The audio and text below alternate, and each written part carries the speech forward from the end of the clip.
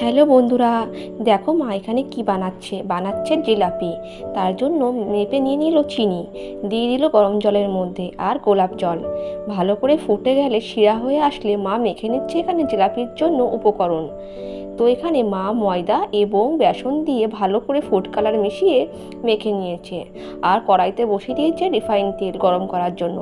এবার এদিকে হচ্ছে শিরা, কারণ জিলাপিটা ভেজে ওতে রাখতে হবে, যে গরম গরম জিলাপি খেতে হবে। যে দেখো কড়াইতে কিন্তু তেল গরম হয়ে গিয়েছে আর এদিকে মা চেক করছে যে শিরাটা আঠা আঠা হয়ে এসেছে কিনা। হ্যাঁ বন্ধুরা, অনেকটাই হয়ে এসেছে।